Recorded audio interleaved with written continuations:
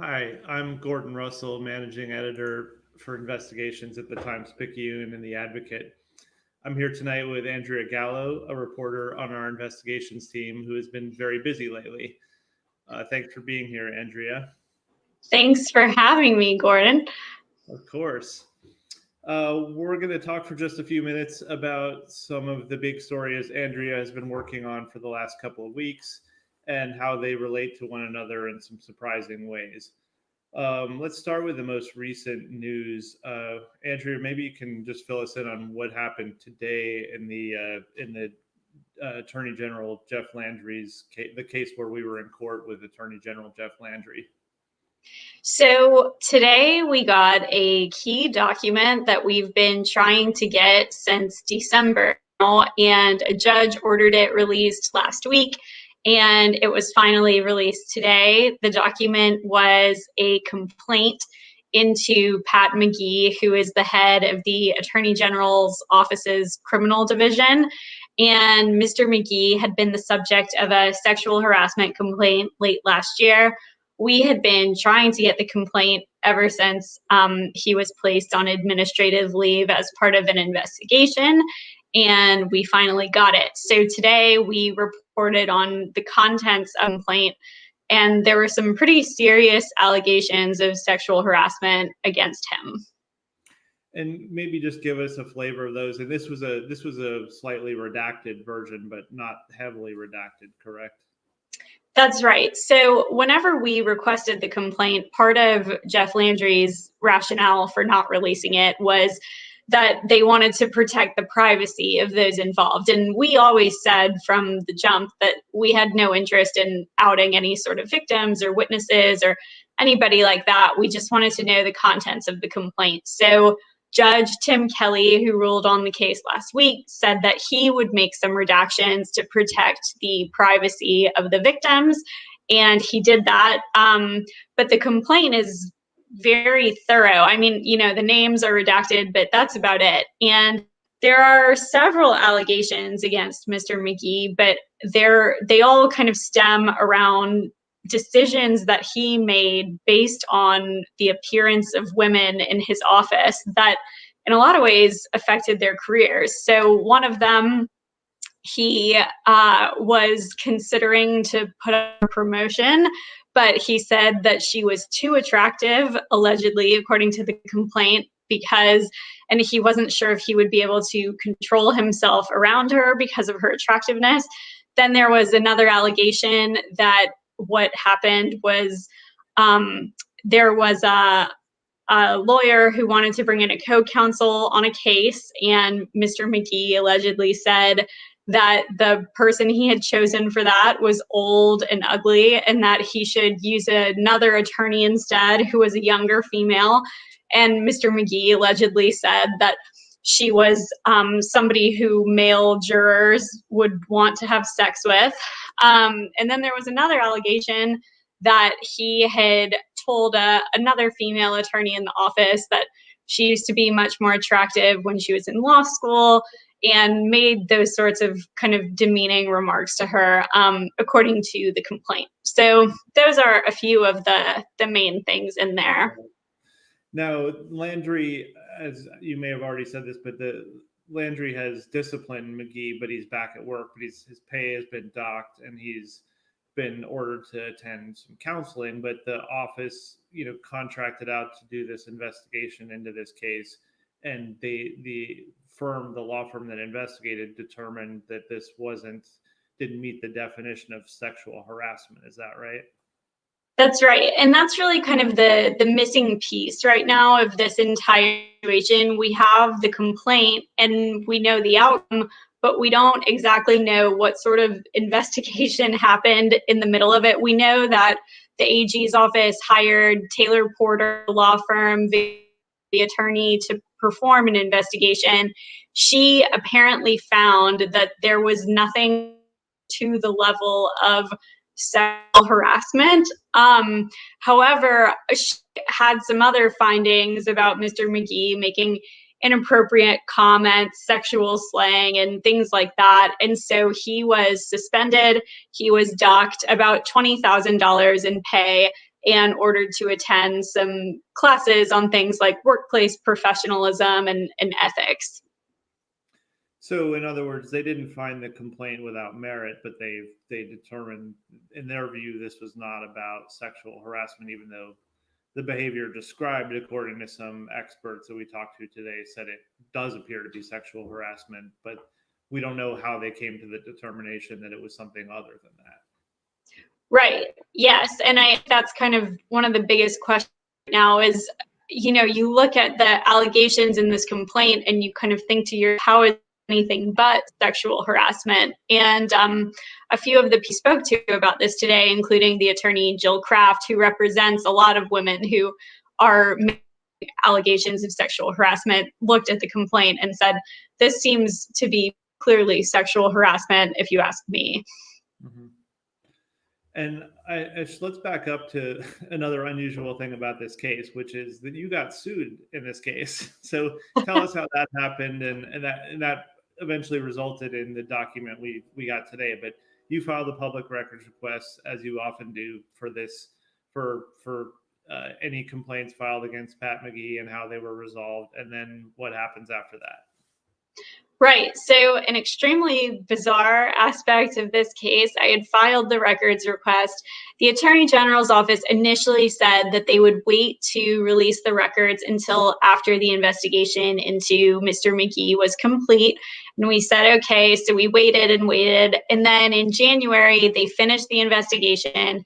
He returned to work, and we reiterated our request for the complaint, and suddenly Jeff Landry's office said that they would no longer be releasing it. And our attorney, Scott Sternberg, sent a few letters back and forth with the AG's office trying to get the document out of them.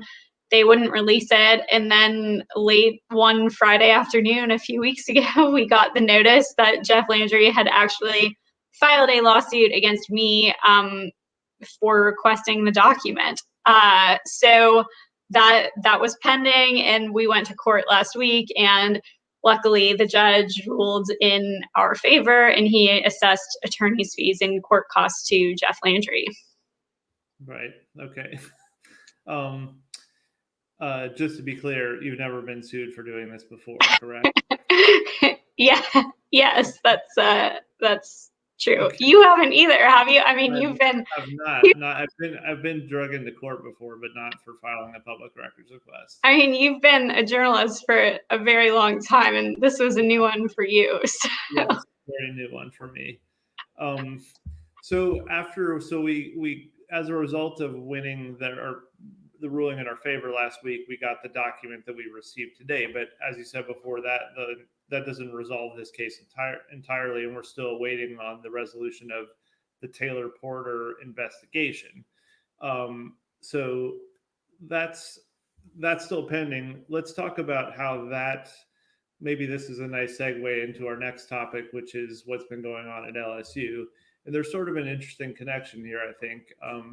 This Taylor Porter, Jeff Landry hires Taylor Porter to conduct an investigation into this employee, and then says that the results of that investigation are secret because they're privileged, they're under attorney-client privilege, and also that the records actually don't reside at the Attorney General's office, they reside at the law firm, even though his office hired the law firm.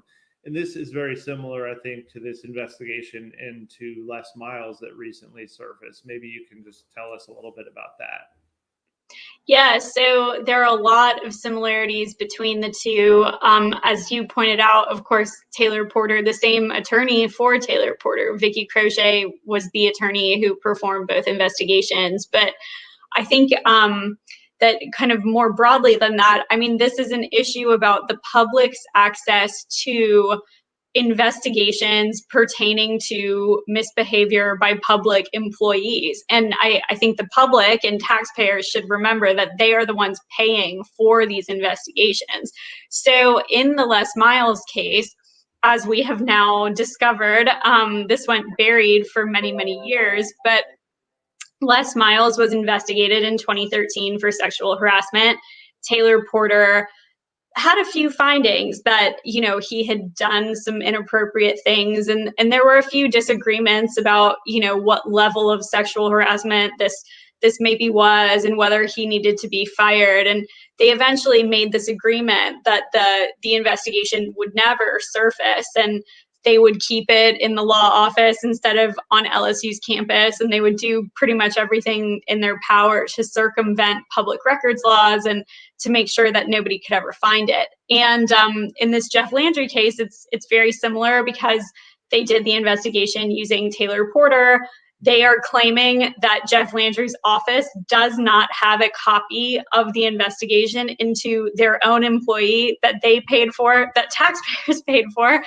And so it's very similar. And I think, there's going to be this argument in court, I assume, unless Jeff Landry's office decides to just give up the document without going through another hearing. But I think there's going to be this argument about, why doesn't the public have access to a document like this?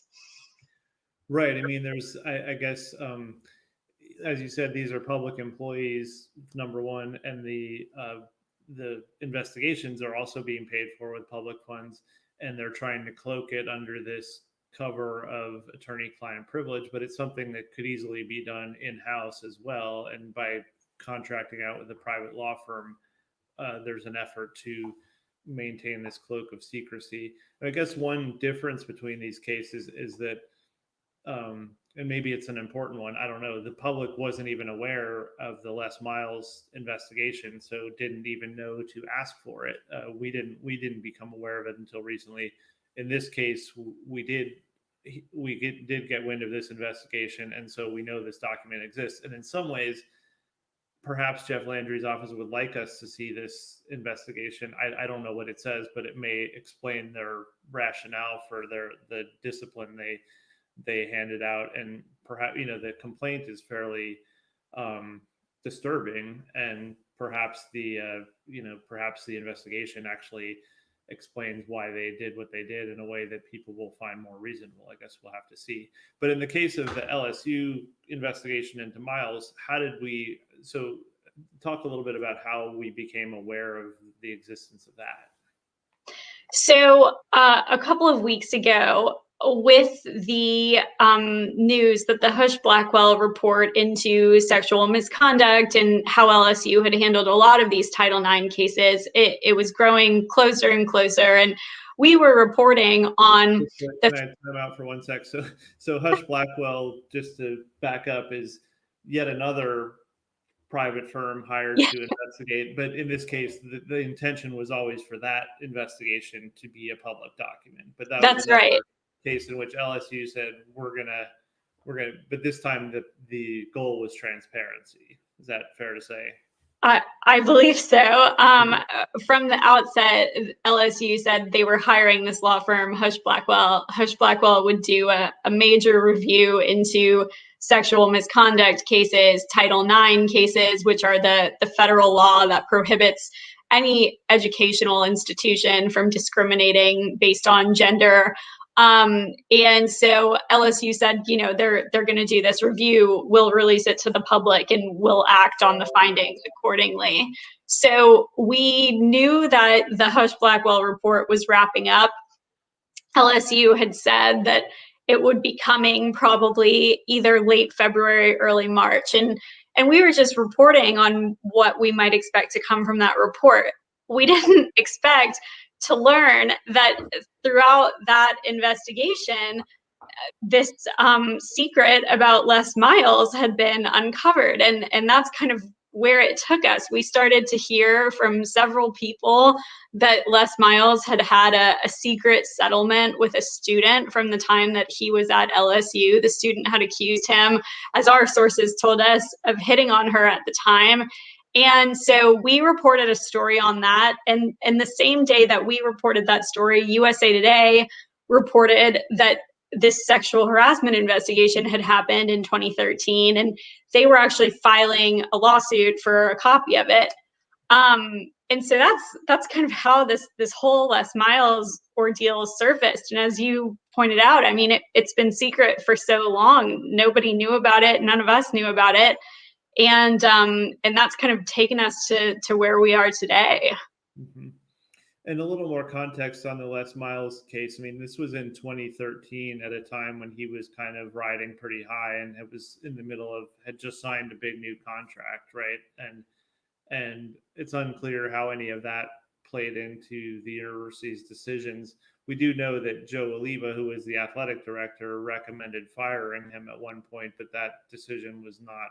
We learned this the other day in the Hush Blackwell report that Oliva had recommended firing him, and that decision was not that was overruled by the other decision makers, or that was not a recommendation that LSU pursued. And then he finally did get fired, but not because of behavior, but because he was losing too many football games. Right, exactly. More and more kind of pieces of this Les Miles puzzle have come together. We reported on the settlement. USA Today reports on the sexual harassment investigation. Then this Hush Blackwell report comes out that says that Joe Oliva tried to fire him over this. The sexual harassment investigation was actually released to the public thanks to a kind of settlement, I guess you might call it, an agreement between USA Today, an attorney for Les Miles, and LSU. So we've been able to piece a lot of it together that we hadn't before now. Now, there are a few redactions in that report too that we don't, and those are more than just names. They seem to be blacking out certain things that maybe Les Miles was accused of that they decided were too. We don't really know. Are they things that are too appalling to let people see, or we don't really know what they are, but they seem to be like he tried to kiss her, and then there's like a blacked out paragraph, and you're right. Imagine what the other thing was.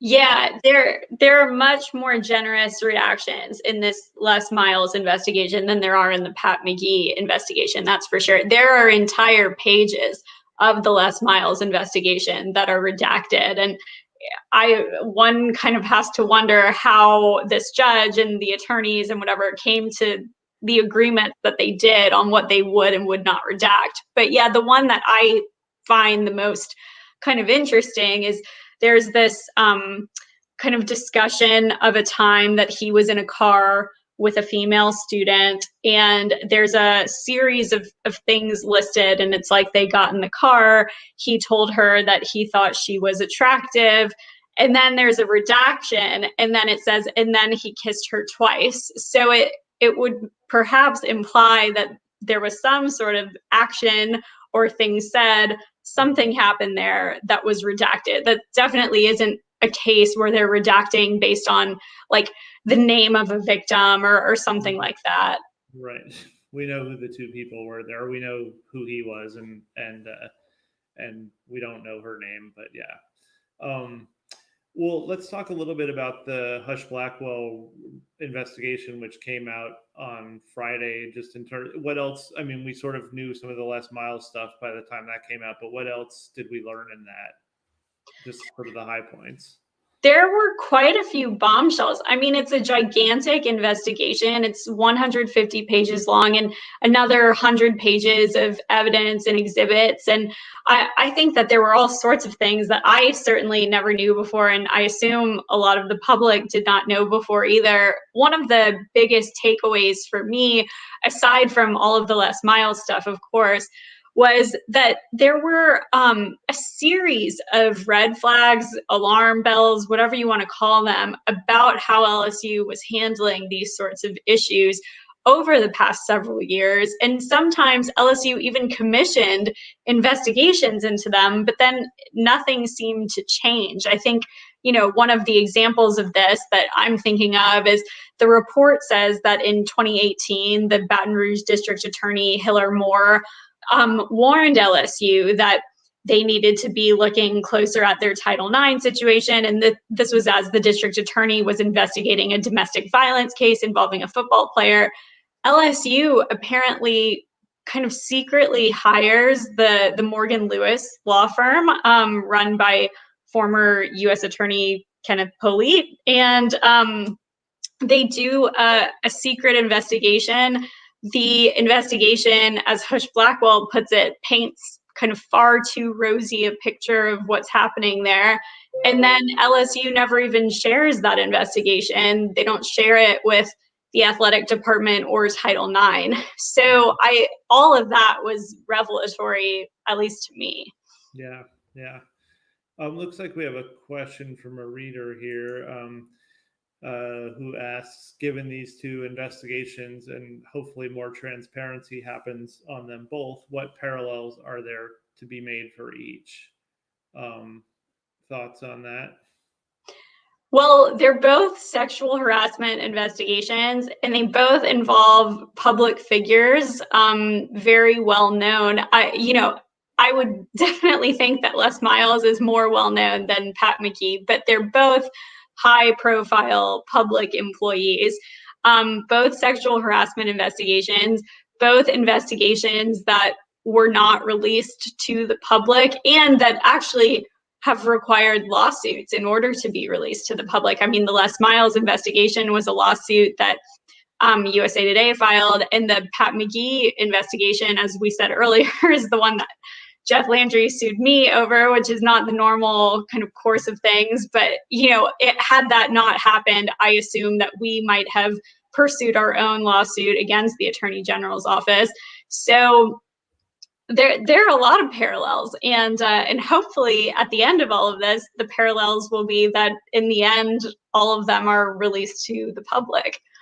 Yeah, I mean, I think just to add to that, I feel like there's an important principle here, which is that this is a sign that some public agencies are trying to use this MO as a way to perhaps shield embarrassing information, or at least information that they don't want to become public. Like, LSU didn't necessarily want the whole world to know Les Miles was being accused of these things because they were happy with his football coaching. And, perhaps if the investigation had been more conclusive, maybe they would have done something more, but they wanted to be in control of the narrative. And so by keeping it secret, and here maybe you have the same kind of situation in the Attorney General's office, where there's just an effort to keep this stuff under wraps because it could be embarrassing both to Pat McGee and potentially to Jeff Landry. And I think it's important that this is not, the courts don't see this as an acceptable way of asserting attorney-client privilege to sort of job these things out to an attorney and then say, oh, the public doesn't get to see them.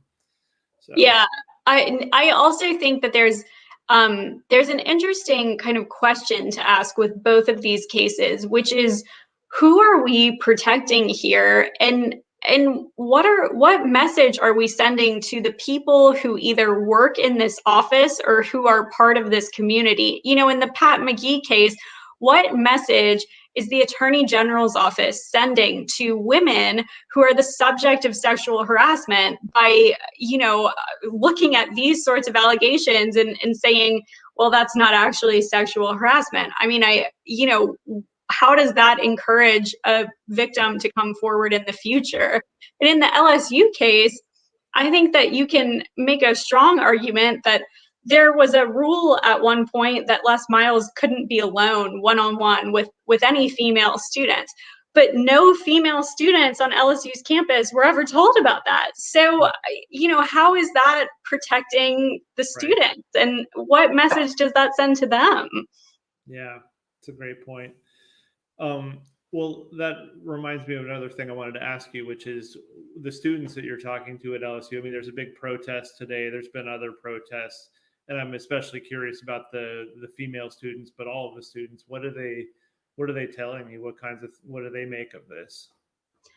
I think that they are fed up. I think that they feel as though this has gone on for too long, and that LSU has made it abundantly clear to many of them that their priority is winning football championships and not necessarily keeping students safe. There's a great part in the Hush Blackwell report where they kind of walk through the amount of money and staffing that LSU has devoted over the years to the football program that helped the football team win the national championship, which was great and which everybody was proud of. And then they compare that to the total lack of resources that have been poured into Title IX and investigating sexual harassment and dealing with these sorts of issues. And I think it's just really stark, and I think it kind of puts some numbers to a feeling that a lot of students have been voicing, which is, why is this not as important as winning a football game? Yeah. Well, looking ahead, Andrea, what happened? What's the next chapter in this? I know that LSU, the Board of Supervisors, said they were going to adopt a bunch of the Hush Blackwell recommendations, but where does this all go from here? So the Hush Blackwell report had, I think it was 17 or 18 recommendations in it, and most of them were kind of structural things and hiring more staff, changing organizational charts, things like that. And Tom Galligan, the interim president of LSU, has said that he will adopt every single one of them. So we can do that. But I think that there's a sense outcry amongst who would like to see LSU for some people who are involved in all of this. People are now going there at other universities, including Les Miles, and really interesting to see kind of what happens with him and what sort of decision Kansas makes on him, because he's on administrative leave over there right now. But I think that we'll have to kind of see if LSU buckles to any pressure in terms of firing somebody currently on their staff, which they have not done. They've suspended 2 people, and that's all they've done for now. Okay. Well, very interesting. I think that's about all the time we have tonight. I appreciate you joining me, Andrea, and I appreciate everyone listening for tuning in. And while we're still here, I would like to make a quick plug for our fund to support more of this kind of hard-hitting journalism. It's called the Louisiana Investigative Journalism Fund. Donations to it are tax deductible. And if you're able to donate, please visit us at investigate.nola.com. All contributions, no matter how small, are appreciated. Thank you so much, and good night.